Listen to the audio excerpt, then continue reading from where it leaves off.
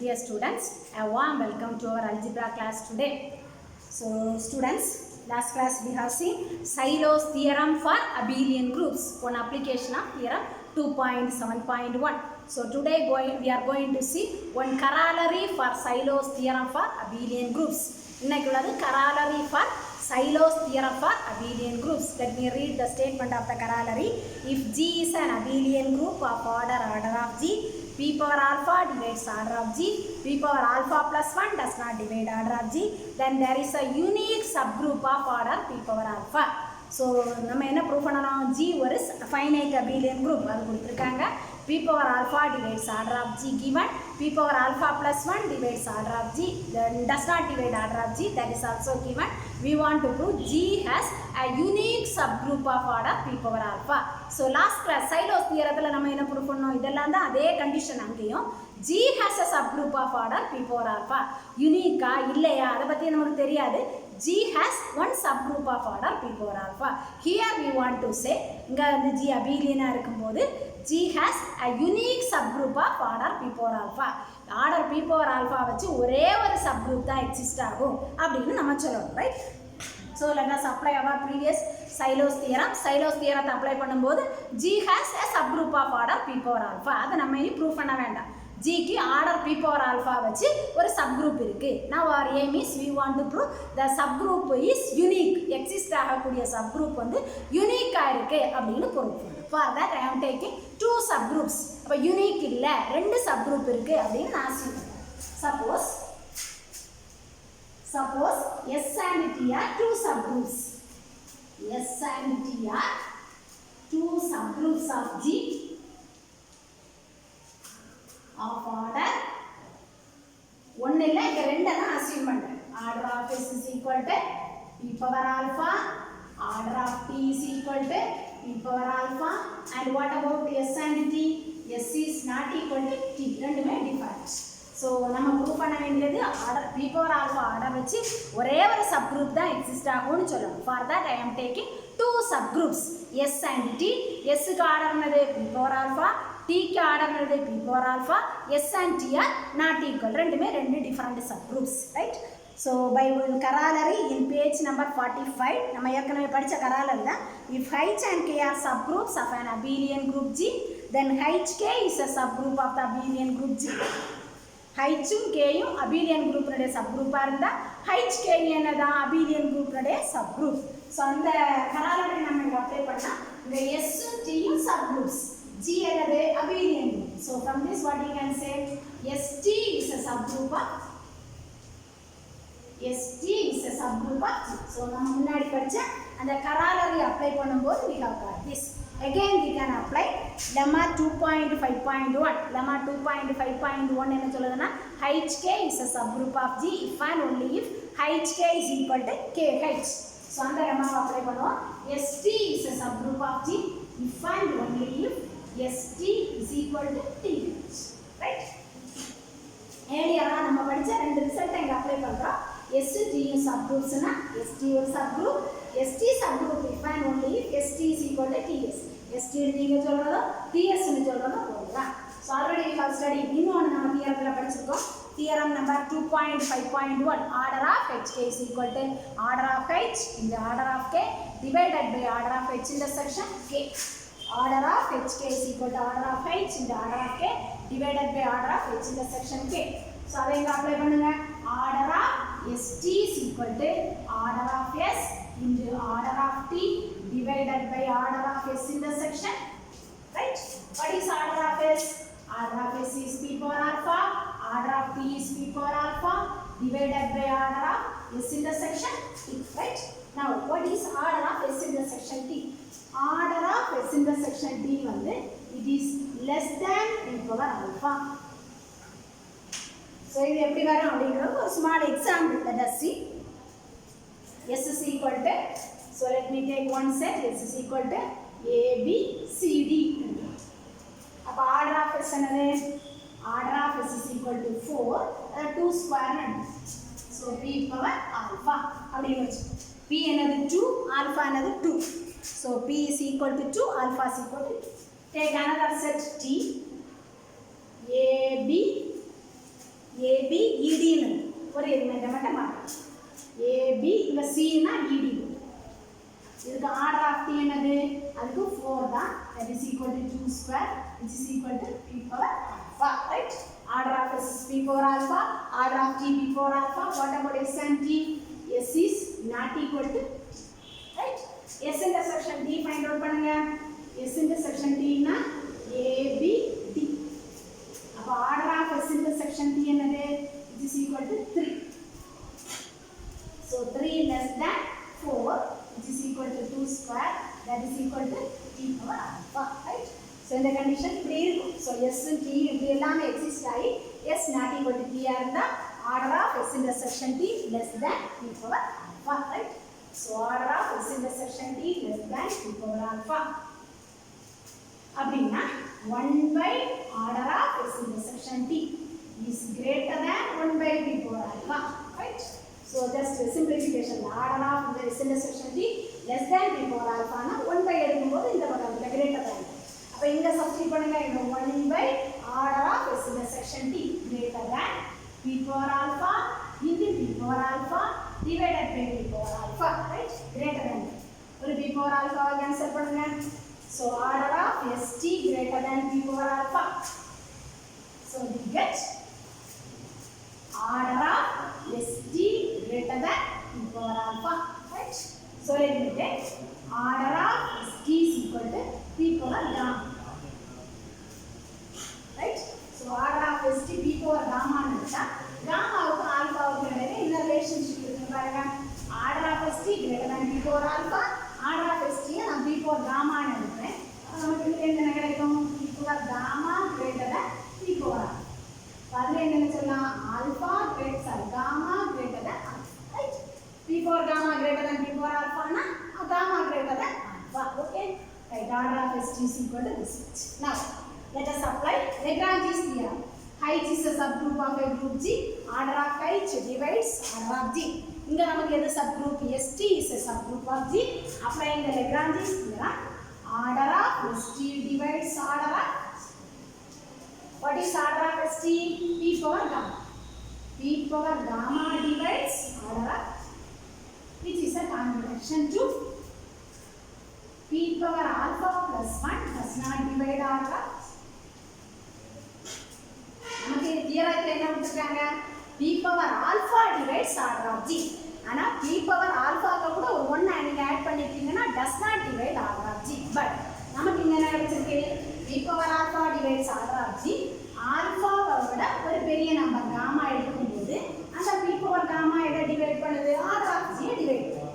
நம்ம theorem condition படி p power alpha does not divide order of g. alpha plus 1 does not divide order of g. Alpha விட பெரிய number gamma இங்க divide ஆகுது. So which is a contradiction to our assumption. Hence our assumption is wrong. என்ன நம்ம achieve பண்ணோம்? ரெண்டு sub groups இருக்கு. p power alpha order வச்சு ரெண்டு சப் குரூப் எக்ஸிஸ்ட் ஆகுது அப்படின்னு அசீவ் பண்ற assumption wrong. Hence there is a unique subgroup. ஒரே ஒரு சப் குரூப் தான் எக்ஸிஸ்ட் ஆகும், right? This is a corollary for Sailo's theorem. Next is one remark. இப்போ நம்ம படிச்ச அந்த corollary does not hold for non-abelian groups. நம்ம இது ப்ரூவ் பண்ணது எப்படி ப்ரூவ் பண்ணுவோம்? abelian groups தான் இத ப்ரூவ் பண்ணிருக்கோம்.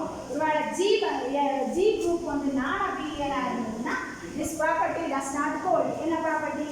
G has a unique subgroup of order p power alpha. abelian-ஆ இருந்தா மட்டும்தான் G has a unique subgroup of order p power alpha. ஒருவேளை G non-abelian-ஆ இருந்துச்சுன்னு சொன்னா G has a unique subgroup of order p power alpha will not hold. So let us see this through one example. Already we know symmetric group of degree 3. All of us know symmetric group of degree 3. நிறைய example பண்ணிருக்கோம். G is equal to S3 which is equal to E pi psi theta gamma delta. Right? So இதில் எவ்வளோ number of elements இருக்கும்? 6. 3 factorial number of elements. So இது வந்து முதல்ல நான் அபீலியனா அப்படின்னு நம்ம செக் பண்ணணும். ரெண்டு எலிமெண்ட்ஸ் எடுங்க. pi psi belongs to G. நான் அபீலியன்னா எப்படி இருக்கும்? pi psi not equal to psi pi. So pi தெரியும், psi தெரியும். முன்னாடி தான் உங்களுக்கு கொடுத்துருந்தேன். ரெண்டு ப்ராடக்ட் கண்டுபிடிங்க. ப்ராடக்ட் கண்டுபிடிக்கும் போது pi psi not equal to psi pi வரும். நோட்ஸில் நான் எழுதியிருக்கேன். நீங்களாவே செய்து பார்த்து ஆன்சர் எழுதிக்கோங்க. அப்போ what we can say G is non-abelian. So இனி எல்லா எலிமெண்ட்ஸும் செக் பண்ணணும் இல்லை. ஃபால்ஸ்ன்னு சொல்லும்போது ஒரே ஒரு செட்டுக்கு மட்டும் நீங்கள் சொல்லிட்டாலே ஃபால்ஸ். ட்ரூன்னு சொல்லும்போது எல்லாத்துக்குமே நீங்கள் ட்ரூன்னு சொல்லணும். அப்போ நம்ம ஃபால்ஸ்ன்னு நான் சொல்ல போகிறோம். ஒன்றுக்கு மட்டும் செக் பண்ணிட்டோன்னா G is non-abelian. சரி, இனி சப் குரூப்ஸ் கண்டிஷனை செக் பண்ணி பார்ப்போம். And also p power alpha divides order of G, p power alpha plus 1 does not divide order of G. அதுவும் எப்படி வரும் அப்படிங்கிறதுக்கு ஒரு சின்ன எக்ஸாம்பிள் கொடுத்துருக்குறேன், நோட்ஸில் இருக்குது, பார்த்துருக்கேன். Then H1 is equal to E, pi. இதுவும் என்னன்னா ஒரு சப் குரூப் ஆஃப் ரைட். இதனுடைய ஆர்டர் என்னது? ஆர்டர் ஆஃப் H1 என்னது 2. இதை வந்து 2 பவர் 1 எழுதலாம். இல்லைன்னா நீங்கள் p பவர் ஆல்ஃபான்னு வச்சுக்கோங்க. P is equal to 2, alpha is equal to 1. Then இதே மாதிரி H2 is equal to set of all E, pi psi. E, pi psi எடுத்தீங்கன்னா அதுவும் என்னது சப் குரூப் ஆஃப் G. இதுக்கு ஆர்டர் என்ன வரும்? Order of H2 is equal to 2 which is equal to p power alpha. Again we can have another subgroup H3. So E, pi psi square. E, pi psi square. This is also a subgroup of G. இதனுடைய order என்னது? 2 which is equal to p power alpha. So இதே மாதிரி நிறைய subgroups. அப்போ G non-abelian இருக்கும்போது ஒரே ஒரு subgroup p power alpha வச்சு ஒரே ஒரு சப்குரூப் தான் எக்ஸிஸ்ட் ஆகும் அப்படின்னு சொல்ல முடியாது. So many subgroups are existing, right? So நம்ம மேலே சொன்ன corollary holds only for abelian groups. abelian இருந்தால் மட்டும்தான் யூனிக்னஸ் ஹோல்ட் ஆகும். abelian இல்லைன்னா யூனிக்னஸ் ஹோல்ட் ஆகாது, right? So that's all about our corollary. Next is lemma 2.7.5. So it's a statement, a lengthy statement, a very clear lemma statement. So நம்ம short formula சின்னதா proof பண்ணிடலாம், right? So given pi from given things முதல்ல நான் சொல்றேன். pi from G to G bar is an onto homomorphism. Kernel of pi is equal to capital K, and given H bar is a subgroup of G, we want to prove H is a subgroup of G, right? H is a subgroup of G. முதல்ல proof பண்ணுவோம். H bar is a subgroup of G bar. It is given. We want to prove H is equal to set of all elements X belongs to G such that phi of X is equal to H bar. Phi of X belongs to H bar is a subgroup of G. இது ஒரு subgroup of G ன்னு சொல்லலாம். இப்போ சப்குரூப்னு சொல்லணும்னா முதல்ல நானாம்தி சொல்லணும், அதுக்கப்புறம் closure property சொல்லணும், அதுக்கப்புறம் இன்வர்ஸ் ப்ராப்பர்ட்டி. ஸோ இதுக்கு முன்னாடி நம்ம என்ன சொல்லணும்? அங்கே ஃபைனைட்டாக இருந்ததுனால தான் க்ளோஷர் ப்ராப்பர்ட்டி மட்டும் ப்ரூவ் பண்ணோம். ஸோ இங்கே ஃபைனைட் அப்படின்றதெல்லாம் சொல்லலை. ஸோ அதனால we want to prove closure property and inverse property also. So first let us prove non-empty. இந்த H வந்து எப்படி non-empty-ஆ இருக்கும்? So it is given H bar is a subgroup of G bar. H bar is a subgroup of G bar. அப்போ G bar ஒரு குரூப்ங்கிறதுனால அதில் ஒரு identity கட்டாயம் இருக்கும். Let me take that identity as E bar. அப்போ அது எங்கே இருக்கும்? E bar belongs to H bar. ஏன்னா H bar அவருடைய subgroup. அப்போ ஐடென்டிட்டி கட்டாயமாக அங்கே இருந்தாகணும். So E bar belongs to H bar. What is E bar? Earlier அவர் நம்மாவில் படித்தோம். Phi of E is equal to E bar. So phi of E belongs to H bar. So phi of X belongs to H bar இருந்தால் X எங்கே இருக்கும்? H இருக்கும்.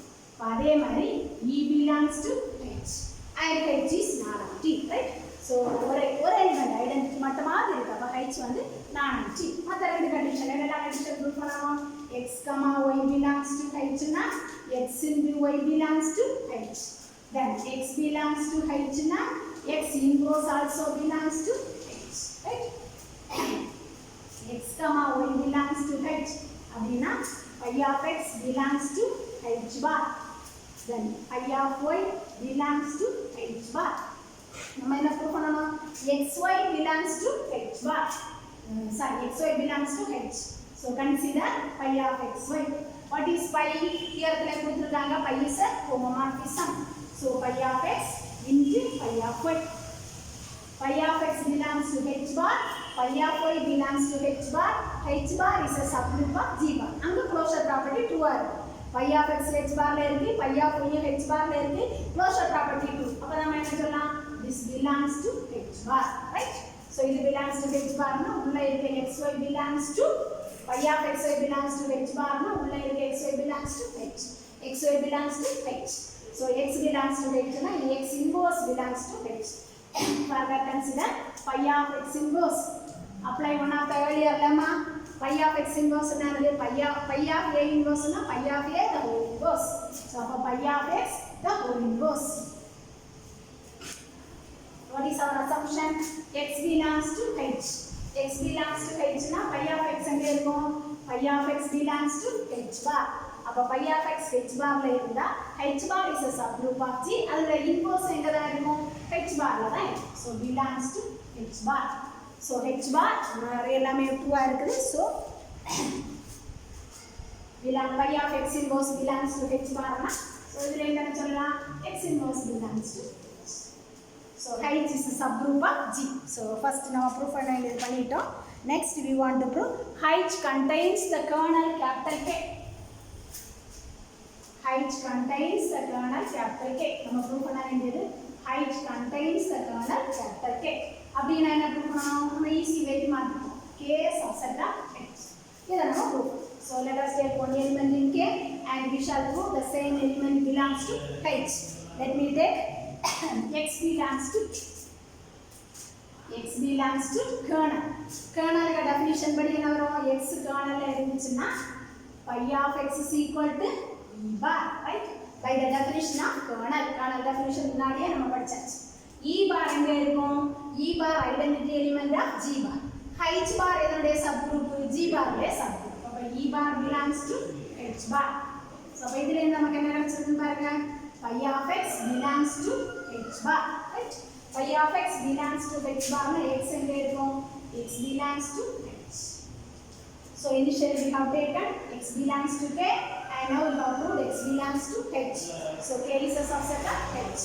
So h is a subgroup of G and h contains the kernel capital K. Next is we want to prove h is a normal subgroup of G. நம்ம முதல்ல h is a subgroup of G அது prove பண்ணிட்டோம். h contains the kernel அது இரண்டாவது case அது prove பண்ணிட்டோம். Now h is a normal subgroup of G. We want to prove for that. என்ன prove பண்ணணும்? For all elements G belongs to G, h belongs to h. நம்ம என்ன prove பண்ணணும்? G inverse belongs to h. இது prove பண்ணா normal capital N is a normal subgroup அப்படிங்கிறதுக்கு definition உண்டு. அதே மாதிரி கேபிட்டல் h இத நம்ம ப்ரூவ் பண்ணலாம். Now G belongs to G na our map phi is from G to G bar, right? This is an onto homomorphism. Our G inge irundhuchuna phi of G enge irukum? Phi of G belongs to G bar, right? Phi from G to G bar onto homomorphism aanadanaala idu true. What about h? H belongs to h. Now phi from G to G bar onto homomorphism, right? So G ல உள்ள subgroup எது? h. G bar ல உள்ள subgroup எது? h bar, right? So அங்க இருந்தாங்க G ல இருந்து G bar க்கு ஒரு onto homomorphism இருந்துச்சுன்னா so அதோட சப்குரூப்புகளுக்கு இடையில ஒரு homomorphism onto homomorphism இருக்கும். So அப்ப h belongs to h ஆ இருந்துச்சுன்னா இதை என்ன பண்ணி வச்சுக்கோங்க. phi of h எங்க இருக்கும்? h bar, right? G to G bar onto homomorphism. G ல உள்ள subgroup H, G bar ல உள்ள subgroup H bar. அப்ப அதுக்கு ஒரு onto homomorphism இருக்கும். அப்ப H முதல்ல உள்ளதுல இருந்துச்சுன்னா phi of H எங்க இருக்கும்? H bar. அப்ப phi of H belongs to H bar, phi of G belongs to G bar. So நம்ம ப்ரூவ் பண்ண வேண்டியது வரும்.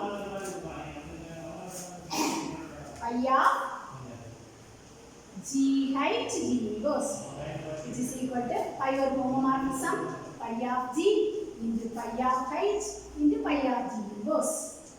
Since phi is a homomorphism which is equal to pi of g into pi of h into அந்த ஏழிய லெமாவை பயன்படுத்தும் போது pi of g the whole inverse, right? So what about h? H bar is a normal subgroup of g. அதுக்கு நமக்கு லெமாவுல கொடுத்திருக்காங்க h bar is a normal subgroup of g. Pi of h belongs to h bar, pi of g belongs to g bar. அதனால so இந்த normal டெஃபினிஷனை பயன்படுத்தும் போது this belongs to h bar.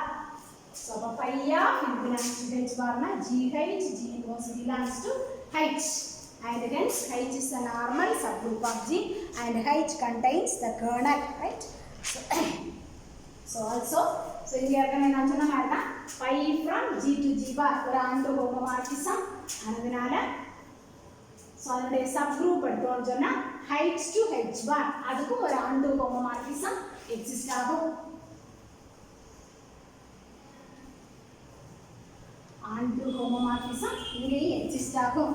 So அது also இன்னொன்று நம்ம prove பண்ணணும். H contains kernel. இந்த H உள்ளதான் என்ன இருக்கும் kernel.